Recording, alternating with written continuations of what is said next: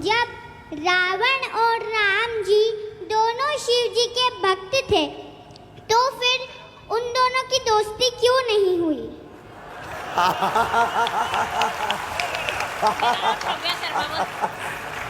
आपका नाम क्या है? श्रव्या शर्मा। वाह, कहाँ रहती हैं आप? इंदौर में। ये आपको किसने सिखाया? मैं खुद ही सीख गई। आप राम, हाँ हाँ, और मैं रोज हनुमान चालीसा भी बोलती हूँ। वाह, सीखो सीखो भारतीयों, सीखो। उम्र कितनी है आपकी? 7। वाह, बहुत सुंदर। 7 साल में बच्चा ठीक से बोल नहीं पाता, अपनी नाक नहीं साफ और कर मैं पाता। राम स्तुति भी बोलती हूँ। वाह, अच्छा, जब आप बाद में राम स्तुति सुनाओ।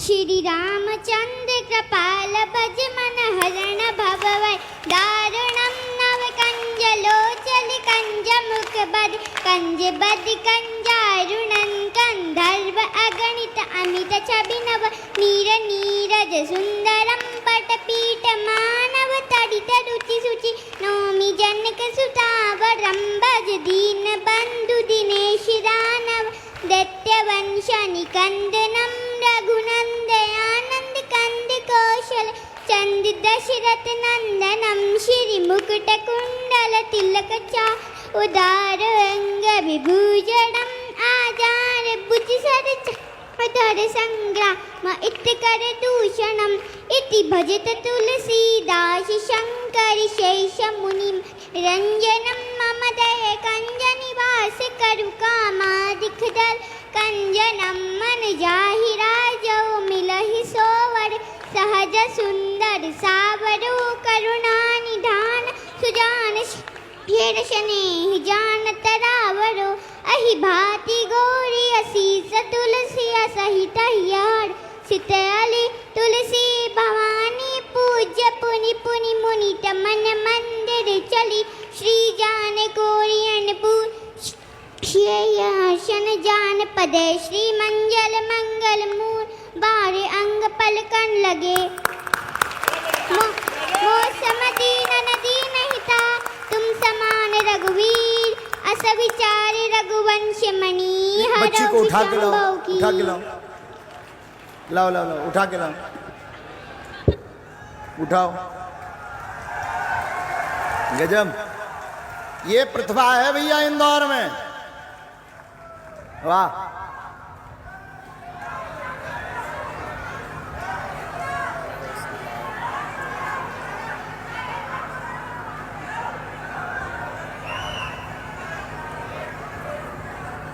यहां खड़ा करो।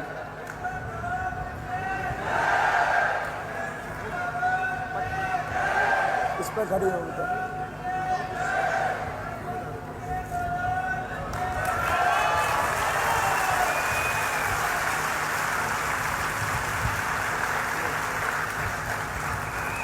ये फोटो,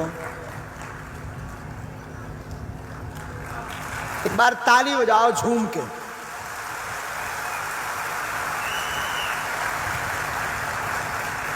आपके साथ कौन आया? माता जी, पापा मम्मी दोनों? अच्छा, पापा कहाँ हैं आपके? वाह पंडित जी, गजब, बहुत सुंदर संस्कार, बहुत गजब। हम खुश हो गए, हृदय एकदम गदगद हो गया। और ये इंदौर में प्रतिभा है, यही इंदौर की खूबसूरती। लोगों को लग रहा होगा कि इंदौर की खूबसूरती गार्डन बड़े बड़े मॉलों से है, बड़े बड़े भवनों से है, पर बागेश्वर धाम के दास की दृष्टि में इंदौर की खूबसूरती ऐसी बच्चियों से है।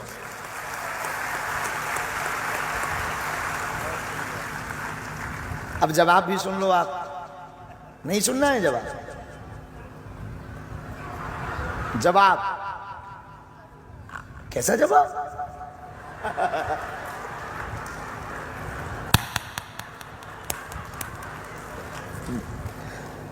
आज क्या खा के आए थे आप?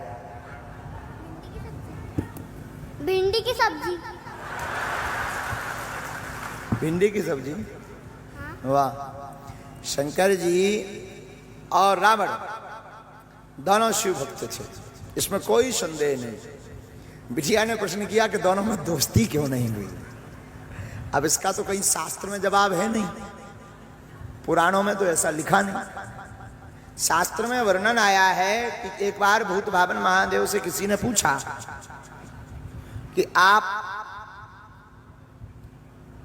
सबको सलाह देते हैं, रावण को क्यों नहीं सलाह देते हैं कि राम जी से विरोध ना करें। बोले हम रावण को क्या सलाह दें, रावण इतना विचित्र आदमी है कि वो हमारे सामने आता है तो हंसने लगता है। शंकर जी के सामने जब रावण आता है तो हंसने लगता है। बोले विचित्र बात है, तुम उनके गुरु हो, तुम्हारे सामने वो हंसने क्यों लगता। बोले हमसे कहने लगता गुरु जी ये थे देखो तुम्हारे तो 5 ही मूड हैं, थे तो 10 हैं। तो उसको समझाना बड़ा मुश्किल। हमारी दृष्टि से राम जी के मन में तो ऐसा कोई भाव नहीं था, पर बिटिया ने जो प्रश्न कहा किया है उस पर हमारी मत कहती है राम जी के मन में ऐसा कोई भाव नहीं, पर रावण बहुत श्रेष्ठ भक्त बनने के चक्कर में दोनों में दोस्ती नहीं हो पाई।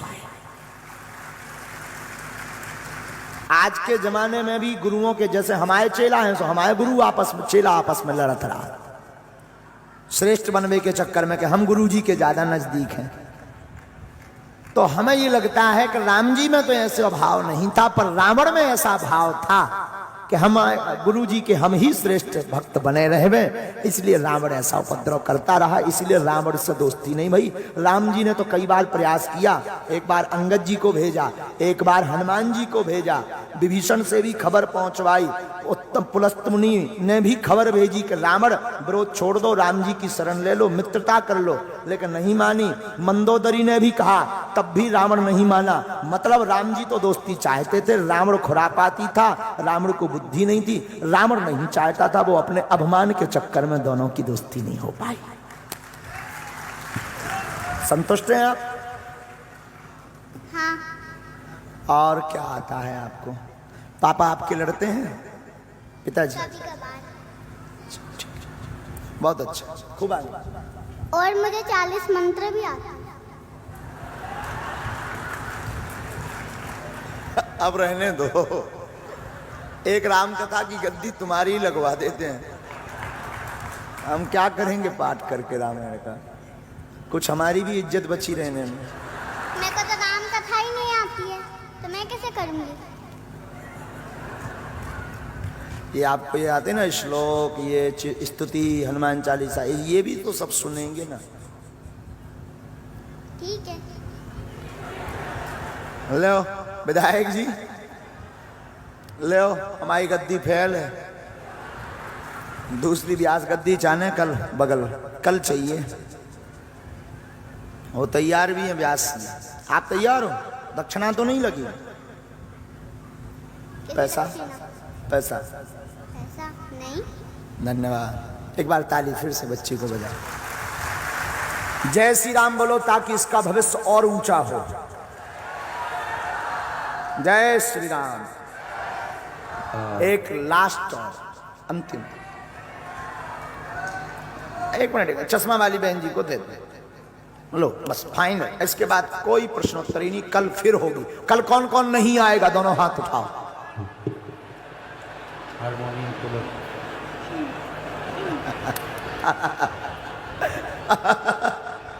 अच्छा उल्टा हो गया, आएगा कौन कौन? आज तो पूरा लास्ट तक, कल रोड जाम हो जाने हमें लगा। आज देखो पूरा नजारा अद्भुत, कल तो रोड जाम हो जाएगा। कल फिर आओ, कल धनुष बांध तोड़ेंगे। कितने बजे आना है? अब कल सीधा 4 बजे आना है, दरबार भी नहीं है, भभूति नहीं। बोलो क्या नाम है आपका? सीताराम गुरुजी। सीताराम जी। मेरा नाम ऋतिका रघुवंशी है। बोलिए। मेरा प्रथम प्रश्न ये है कि आदित्य योग तथा चांडाल योग क्या होता है, तथा मेरा द्वितीय प्रश्न ये है कि यदि परिवार में कोई शांत हो जाता है तो कितनी पीढ़ी तक का तथा कितने दिनों का छूतक माना जाता है? वाह सुंदर प्रश्न। कहाँ से हो आप? इंदौर से। इंदौर से। आदित्य योग और चांडाल योग, ये ज्योतिष में इसका वर्णन आया है। ज्योतिष के अंतर्गत कुंडली में भी चांडाल योग लगता है, कुंडली में भी चांडाल योग लगता है। आदित्य योग और चांडाल योग ग्रह दशा के अनुसार, बीच में मत बोलो, बीच में मत बोलो, ग्रह दशा के अनुसार आदित्य योग और चांडाल दोष लगता है। आदित्य योग कोई दोष नहीं है, आदित्य योग कोई दोष नहीं है, चांडाल जरूर एक दोष है, जो दोष ग्रह दशा के कारण लगता है। इनकी निवृत्ति के लिए आदित्य हृदय स्तोत्रम राम नाम का जप आप कर सकते हैं। आपने दूसरा प्रश्न किया था कि कोई शरीर शांत हो जाए कितनों दिनों तक सूतक मनाना चाहिए, कितने सालों तक और कितने दिनों तक, कितनी पीढ़ियों तक का माना जाता है? कितनी पीढ़ियों तक का? ये कोई त्योहार पर अगर सनातनी हिंदू के घर में कोई शांत हो जाता है तो जब तक उसी त्योहार पर किसी का जन्म ना हो तब तक का केवल उस तिथि का सूतक माना जाता है। और सामान्यतया 13 दिन तक। और अगर कोई घर का कोई विशिष्ट बुजुर्ग अथवा घर का मुखिया शांत हो गया तो मंगल कार्य के लिए 1 साल तक का सूतक शास्त्र विधि अनुसार माना जाता है। मैं सिर्फ श्री राम की महिमा के बारे में बताना चाहती हूँ। बोलो। श्री राम का जो नाम है उसका मैं आप सबको बताना चाहती हूँ कि श्री राम के नाम में कितनी ताकत है। बोल दो। जैसे आपने बताया है कि श्रोता यहाँ पे 4 तरह के होते हैं, तो कोई खामियां देखता है और मैंने इसमें कुछ अच्छाई देखी है कि राम नाम के शब्द में कितनी ताकत होती है। जैसे मीरा जी कृष्ण भक्त थी, उन्होंने बचपन से ही कृष्ण की सेवा करी है, कृष्ण भक्ति में ही वो जीवी है। पर जब उन्होंने युवावस्था में आ गई तब भी उनको भगवान कृष्ण नहीं मिले। तब उन्होंने अपने गुरु को तुलसीदास जी को एक पत्र लिखा कि प्रभु मैंने अभी तक इतनी भक्ति करी है, मुझे उसका कोई आंसर नहीं मिला, जवाब नहीं मिला। तब वहाँ से गुरुदेव जवाब लिखते हैं तो सब उसमें प्रभु उन्होंने श्री राम का नाम लिखा, वो लिखा है। तो जब मीरा जी बोलती है पायो जी मैंने राम रतन धन पायो, पायो जी मैंने राम रतन धन पायो, वस्तु अमोलक दी मेरे सतगुरु, वस्तु अमोलक दी मेरे सतगुरु, कृपा कर अपनायो, पायो जी मैंने कृपा कर अपनायो, पायो जी मैंने राम रतन धन पायो। जय श्री राम। बहुत सुंदर। ये राम नाम की महिमा है। उसके बाद मीरा जी को कृष्ण का साक्षात्कार हुआ था। बहन हम टोके एक बात, आप माइक क्लियर हो गए जी। जब तक जीव राम कथा व्यक्ति राम को नहीं पहचान पाएगा कृष्ण को मिल पाना बहुत मुश्किल। सत्य वचन। राम सीधे हैं, कृष्ण टेढ़े हैं। सीधी तुम भागवत की कथा पढ़ लोगे या सुन लोगे, चंचलता जीवन में बहुत आ जाएगी। जब तक राम जैसा आदर्श, राम जैसी मर्यादा नहीं आएगी तब तक भगवान कृष्ण को समझना बहुत मुश्किल है। जय जय सिया राम। जय श्री। बोलो विधायक जी, खड़े हो जी, जाओ। आपके चरणों में प्रणाम करता हूँ। हाँ, खड़े होके सबको दिखना चाहिए। खड़े होके, कैमरा नहीं तो मना करेगा। हमारे विधायक जी बोल रहे हैं कोई जिज्ञासा। एक ये चौपाई है महाराज जी, कर्म प्रधान विश्व करी राखा, और दूसरी है कि होई सही वही जो राम रचिका। यही सोई जो राम रचिका। हाँ। तो ये 2 अलग अलग मतलब इसमें ताली बजाओ साहब। सुंदर प्रश्न, बहुत सुंदर प्रश्न, बहुत सुंदर प्रश्न। आपका प्रश्न है कर्म प्रधान है या भगवत कृपा प्रधान है? अगर कर्म प्रधान है तो फिर भगवत कृपा की क्या जरूरत है, और भगवत कृपा ही सब कुछ है तो फिर कर्म करने की क्या जरूरत है? यही प्रश्न है आपका। साधु जी, आप सबको हम कहेंगे कर्म प्रधान है और भगवत कृपा भी प्रधान है। कर्म के ऊपर है भगवत कृपा। आप जैसा जैसा कर्म करोगे वैसा भाग्य बनेगा, पर भाग्य का फल तभी मिलेगा जब भगवान की कृपा होगी। भाई कर्म तो बहुत लोग कर रहे हैं, कई लोग आपके जैसे कई लोग विधायकी की तैयारी कर रहे हैं, ना टिकट मिल रही ना वोट मिल रहा है।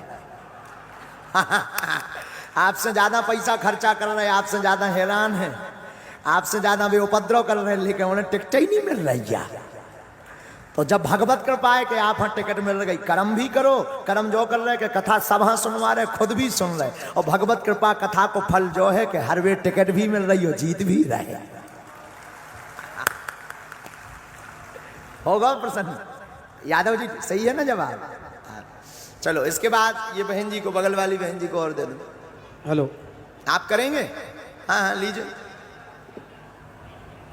जी बहन। सीताराम जी। सीताराम बहन। मैं आपको सिर्फ इतना सा बता रही हूँ, ये राम कथा के लिए मैं मंदोला जी को बहुत बहुत धन्यवाद दूंगी। इतना सारा सब राम जी की महिमा मंडल हो रही है। सेकेंडली कि मैं 4 से 6 आपका जो यूट्यूब पे सुनती हूँ और 6:30 बजे मैं यहाँ आती हूँ और बिल्कुल आपके मुख के सामने बैठ के कथा सुनती हूँ। ये राम नाम की महिमा है जो मुझे यहाँ पे लाके तार रही है। मैं यूट्यूब पे सुनती हूँ 4 से 6 और यहाँ आके सिर्फ आपके सामने मैं बैठती हूँ, तो मुझे लगता है कि इतने लोग 2-4 बजे से आके धूप में बैठते हैं, तपते हैं, फिर भी आपको सुनते हैं, और मैं वहाँ एसी में बैठ के सुनती हूँ, फिर यहाँ आके आपको सुनती हूँ। तो ये मेरे भाग्य है जो मुझे आपका बिल्कुल आपके मुख के सामने बैठ के सुनने को मिलता है, और मेरा सौभाग्य भी है। और मैं कोटि कोटि आपको प्रणाम करती हूँ कि आज मुझे आपसे बोलने को भी मिल गया कि मैं क्या, मैंने ये आपको यूट्यूब पे व्हाट्सएप भी किया था, मैंने आपके फेसबुक पेज पे भी लिखा था कि मुझे ऐसे आपने बुलाया है, पर सौभाग्य है मेरा कि आपने मुझे बोलने का मौका दिया। जय श्री राम, सीताराम, सन्यासी बाबा और बागेश्वर धाम की जय हो। आपकी जय हो। तो आप 4 से 6 कोई जॉब में रहते हैं? हाँ जी, मैं एक कंपनी में जॉब करती हूँ और थोड़े दिन पहले ही मैंने फेसबुक पे ये है मोबाइल का सदुपयोग। जॉब में भी मोबाइल का सदुपयोग हमारी बहन करती है। एक बार ताली बजाओ। जय श्री राम। और महाराज जी, आपके माध्यम से एक बात और आप भी बोलेगा, हम सब पंच तत्व से बने हैं जिसमें पानी बहुत जरूरी है। तो यहाँ महिला मंडली, बच्चे, सभी लोग हैं, पानी को बचाएं, बहुत जरूरी है, क्योंकि पानी नहीं तो कल नहीं। और हमारे विधायक साहब भी जल संरक्षण को बहुत सपोर्ट कर रहे हैं, तो प्लीज सब लोग जल को बचाएं। जल है तो कल है। इनको दीजिए एक माइक लेके, आप उस वाले पंडाल में चले जाओ, उसमें कल हमने कह दिया था, बगल वाले पंडाल में आप पहुंच जाओ, हम इशारा कर देंगे जो जो हमें दिखेंगे। जी बोलिए सर। गुरु जी के श्री चरणों में सादर नमन है। जय हो। मैं गुरुजी 2009 से सुंदरकांड कर रहा हूँ हर शनिवार को। आप लोग बैठ जाओ, आपके पास भी माइक आएगा, बैठ जाओ, बैठ के आनंद लो ना, जिज्ञासाएं शांत होंगी। हाँ, 2009 से सुंदरकांड कर रहा हूँ हर शनिवार को। बजरंगबली को चोला चढ़ाता हूँ, मिष्ठान वगैरह जो भी है। तो आपने कल कहा था कि सिंदूर उनका जो है माथे में भी नहीं टीका लगाना चाहिए। तो आज मेरे मन में विचार आया कि अगर प्रश्न करने का मौका मिल जाए तो आपसे ये जानकारी मिलनी चाहिए कि मैं आगे करूं कि ना करूं चोला चढ़ाने का काम। चोला चढ़ाना कोई दोष नहीं है, पवित्र भाव से चढ़ाना चाहिए, पर उसके 4-5 नियम हैं। जी। यज्ञोपवीत संस्कार पहला नियम, दूसरा नियम धोती वस्त्र, तीसरा नियम जब चोला चढ़ाएं तो 4 बजे के या तो पहले सुबह चढ़ जाए अथवा फिर 9 बजे दिन के बाद चढ़े। चौथा नियम, चोला चढ़ाते समय राम नाम का जप। पांचवा नियम, चोला चढ़ाते समय कोशिश भर दूसरे की दृष्टि हनुमान जी के ऊपर ना पड़ पाए। इन 5 नियमों का पालन करके चोला चढ़ाया जा सकता है। अब उनके चरणों का सिंदूर मस्तक में लगाना चाहिए या नहीं, तुम्हारे अंदर इतनी क्षमता हो कि उनका तेज अपने मस्तक पर रख करके संभाल सकते हो तो लगाना चाहिए, और अगर नहीं है क्षमता तो ठीक है, ये राम नाम का जप करो। जय जय सीताराम। जय सीताराम, जय सीताराम, जय सीताराम। आप माइक यहाँ आचार्य जी हाथ खड़े कर रहे हैं, ब्राह्मण पहुंच गए। जी गुरु जी। वहां जो उस पंडाल में पहुंचे, जो बीचों बीच काली सी स्टॉल डाले खड़े हैं, इनको ही दे दो। हाँ, इनको ही दे दो। आचार्य जी रुकना 1 मिनट। बोलो भैया, हमें दिख रहे हो। गुरुदेव, आदरणीय प्रणाम आपको। जय हो। मैं मनीष बघेल हरदा जिले से हूँ। आओ कक्का। गुरुदेव, मेरे छोटे छोटे 3 प्रश्न हैं। सर्वप्रथम तो गुरुदेव मैं हनुमान जी महाराज की परिक्रमा के बारे में जानना चाहता हूँ कि हनुमान जी महाराज की कितनी परिक्रमा करना चाहिए। जहाँ तक मैंने सुना है कि हनुमान जी महाराज की 3 परिक्रमा होती है। ये मेरा पहला प्रश्न है। दूसरा प्रश्न है, मान लीजिए हनुमान जी महाराज के मंदिर में यदि भोले बाबा भी विराजित हैं तो उस मंदिर में हनुमान जी की परिक्रमा करनी चाहिए कि नहीं करनी चाहिए। और तीसरा प्रश्न मेरा ये है गुरुदेव कि बहुत सारे मंदिरों में मैंने देखा है कि हमारी माताएं बहनें बड़े बुजुर्ग जाते हैं तो वहाँ पर परिक्रमा करते समय पीछे जिस तरफ देवी देवता की पीठ होती है उस तरफ तिलक लगाते हैं और माथा टेकते हैं, तो वहाँ पे माथा टेकना चाहिए कि नहीं टेकना चाहिए? बहुत सुंदर, ताली बजाओ। हरदा से आए हो ना? जी गुरुदेव, हरदा से के पास एक छोटे से गांव से हूँ। पहले प्रश्न का उत्तर सुनो। जी गुरुदेव। हनुमान जी श्री अनंत बलवंत हनुमंत लाल जी की परिक्रमा 7 करनी चाहिए राम दरबार को मिला करके। जी गुरुदेव।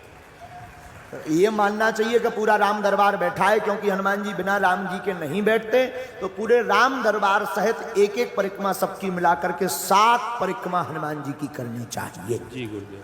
दूसरा प्रश्न क्या था आपका? जी गुरुदेव। शंकर जी का मंदिर है तो परिक्रमा करनी चाहिए कि नहीं? जी जी। ये ध्यान देना होगा कि उस स्थान पर गौड़ कौन है। गौड़ का मतलब उस स्थान पर प्रधानता किसकी है, शंकर जी की या हनुमान जी की?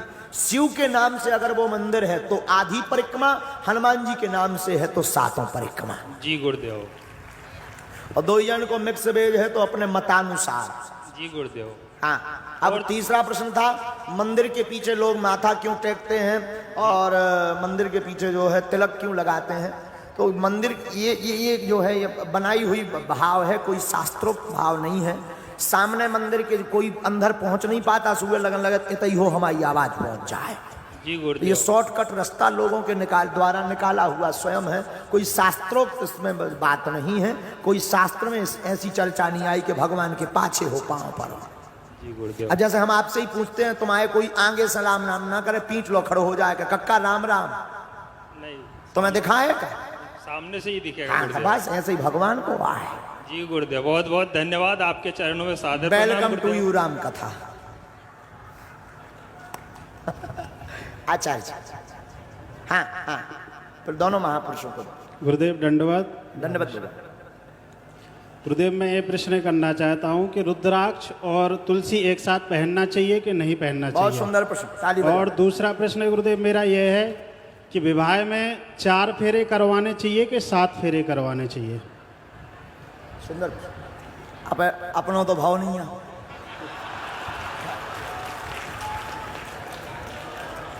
अनुभव नहीं है हमारा, आपको भाव है? 2 जन है ता तुमने ठीक करो प्रश्न, ता तुमने फिर ठीक करो। पहाड़ में कहो पहले तय तो कर लूं, जय पंडित जी करवाए थे, देखे जय लोग आज मिले। अच्छा प्रश्न, कहाँ से हैं भगवान? जी ललितपुर से हूँ। उत्तर प्रदेश? जी। वाह, यहीं रहते हैं? जी वृंदावन रहता हूँ।